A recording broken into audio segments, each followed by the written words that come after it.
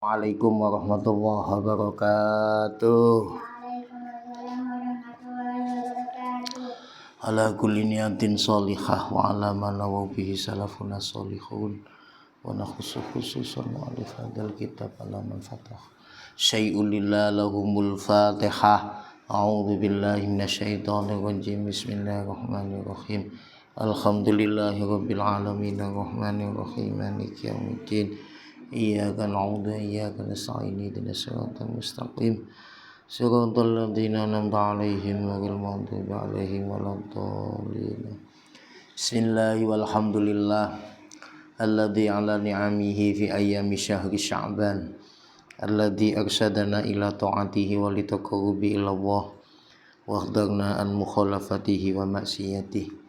Asyhadu an la ilaha illallah wahdahu la syarikalah wa asyhadu anna sayyidana wa maulana Muhammadan abduhu wa rasuluh. Allahumma shalli wa sallim wa barik ala sayyidina wa maulana Muhammadin sallallahu alaihi wasallam al-mab'uts rahmatan lil alamin la haula wa la quwwata illa billah amma ba'd. Wa qala azza min qa'il a'udzu billahi minasyaitonir rajim. Bismillahirrahmanirrahim. Qad aflahal mu'minuna alladziina hum fi shalatihim khashi'un. Al-ayah. Sadaqallahu azim. Wa qala an-nabiyyu sallallahu alaihi wasallam kullu ma'rufin sadaqatun al-hadis au kama qala.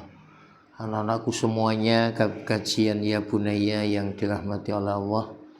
Pertama-tama dengan izin Allah, di malam yang sangat mulia ini kita masih diberikan nikmat sehat oleh Allah Subhanahu wa taala, sehingga untuk kesekian kalinya kita bisa istiqomah mengikuti kajian kitab Taisirul Khalaq sekaligus tasrif al-amsilah, tasrif al-istilahi, dengan harapan semoga apa yang kita pelajari hari ini betul-betul menjadi ilmu yang bermanfaat di dini wa dunya hatta akhirah. Amin Allahumma amin. Kedua kalinya salawat dan salam semoga tetap tercurahkan kepada junjungan kita Rasulullah Muhammad sallallahu alaihi wasallam, yang mana atas perjuangannya lah sehingga kita sampai detik hari ini senantiasa berada dalam hidayah Allah. Anak-anakku semuanya yang saya cintai, sebagaimana biasa sebelum kita memulai kajian kitab Taisirul Khalaq, terlebih dahulu kita pembiasaan hafalan tasrif al-istilahi. Al-babul awal minas sulasil mujarrad. Ayo kita baca semuanya. Bismillahirrahmanirrahim. Fa'ala yaf'ulu fa'lan wa maf fahuwa fa'ilun maf'ulun uf'ul la taf'ul maf'alun maf'alun mif nasara yansuru nasron wa mansoron fahuwa nasirun wa dhaka mansurun unsur la tansur mansorun mansorun minsorun matta yamuttu mattan wa mamattan fahuwa mattun wa dhaka mamtutun muttalata muttamattun mamattun mimattun sona yasunu saunan wa masonan fahuwa soinun wa dhaka masunun sun la tasun masonun masonun miswanun ghaza yaghzu ghazwan wa maghzan fahuwa ghazin wa dhaka maghzun uzu la taghzu maghzan maghzan mirzan amala ya'mulu amalan wa ma'malan fahuwa amilun wa dzaka ma'mulun umulata mul ma'malun mi'malun. Al-babus tsani minas sulasil mujarrad yang bawah fa'ala yaf'ilu fa'lan wa maf'alan fahuwa fa'ilun wa dzaka maf'ulun if'illa taf'il maf'ilun mif'alun. Daraba yadribu darban wa madroban fahuwa daribun wa dzaka madrubun idrib la tadrib madribun midrabun farra yafirru farran wa mafarran fahuwa farrun wa dzaka mafrurun firra la tafirra mafirrun mifarrun wa'ada ya'idu idatan wa mau'idan fahuwa wa'idun wa dzaka mau'udun id la ta'id mau'idun mi'adun. Kemudian yasara yaisiru yusron wa maisaron fahuwa yasirun wa dzaka maisurun isir la taisir maisirun misarun sara yasiru sayron wa masiratan sairun wa dzaka masirun sir la tasir masirun misyarun sara yasri sirayatan wa masron fahuwa sarin wa dzaka masriyun isri la tasri masron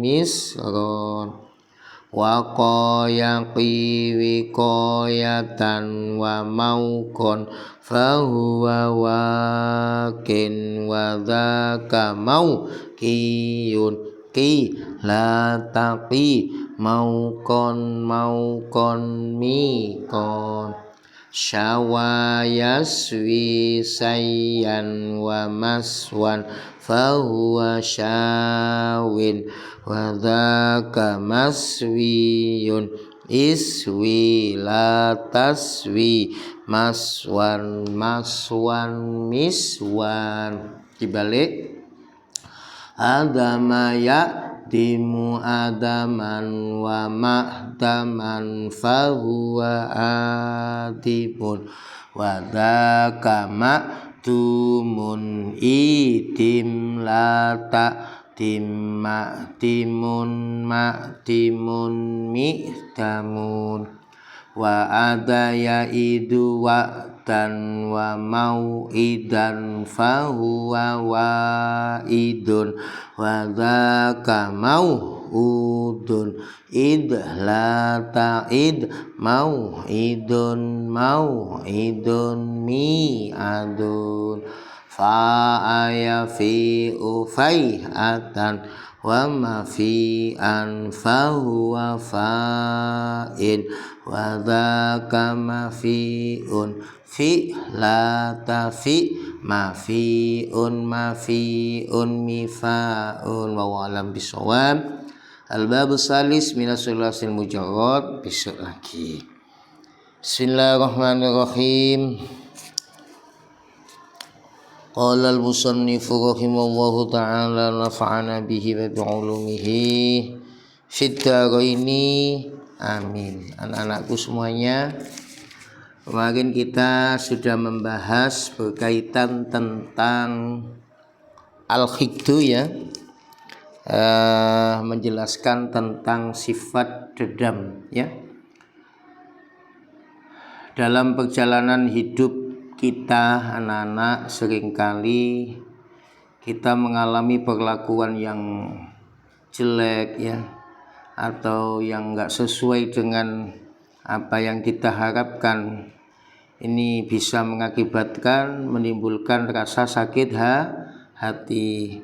Kadang kita sakit hati, apalagi sampai punya rasa dendam. Jika itu muncul, maka secara otomatis kita berarti melakukan hal-hal yang tercela ya, hal-hal yang tidak baik. Makanya usahakan kita jangan sampai mempunyai sifat dendam.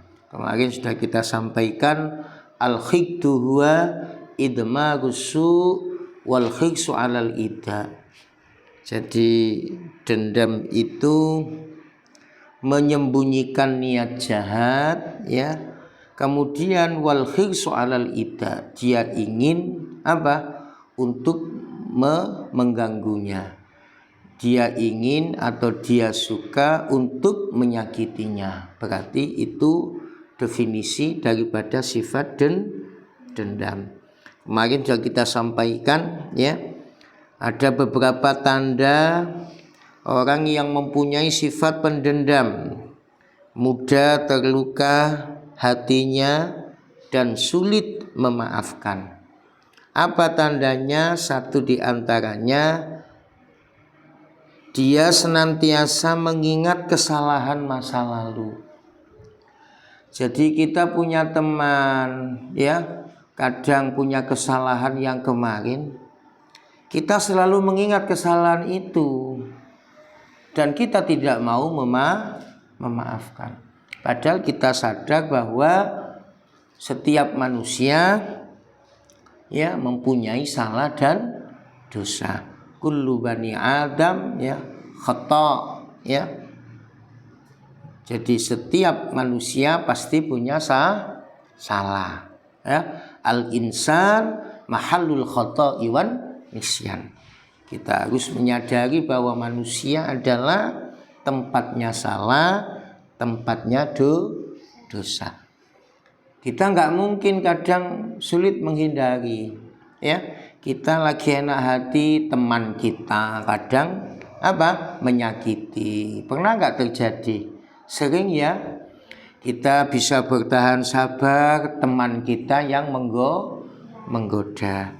Atau kita sudah berusaha baik tapi teman kita nggak bisa baik. Lah inilah anak-anak, hal-hal yang memicu sehingga kita melakukan hal-hal yang buruk ya. Nah, makanya tanda yang pertama bagi orang yang pendendam, bagi orang yang mudah terluka atau sulit memaafkan, yaitu dia senantiasa mengingat kesalahan masa lalu. Seolah-olah kesalahan itu dia tidak mau untuk menerima maaf. Mungkin saking mangkelnya ya, saking sakit hatinya. Nah, kalau itu terjadi maka berarti kita menjadi orang pendendam dan itu tidak baik ya, dan itu sangat dibenci Allah Subhanahu wa taala. Kenapa? Kalau kita suka punya sifat dendam ya, maka hati kita senantiasa menyimpan keburukan-keburukan. Inginnya kita ingin membalas dendam. Nah inilah anak-anak yang harus kita lawan ya. Makanya jangan sampai terus mengingat kesalahan masa lalu. Kemudian tanda orang pendendam yang kedua, bersikap iri hati ya, bersikap iri hati. Kadang teman kita punya nikmat ya, mungkin banyak uang ya, atau mungkin Kalau jajan buahnya kita sakit hati, ya nggak boleh lah, nggak boleh. Makanya bersikap iri hati harus kita hilangkan. Yang penting apa? Kita tetap jaga pertemanan kita dengan baik. Ya, apapun yang dimiliki teman kita, jangan sampai iri hati. Jadi kalau sudah iri hati, ini kalau dibiarkan terus maka akan menjadi dendam, dan itu sangat dibenci Allah Subhanahu wa ta'ala. Kemudian yang ketiga, tanda orang yang pendendam itu dia cenderung menjauh dari orang-orang yang menyakitinya. Ketika kita nggak nyaman dengan teman yang lain, kita menjauh.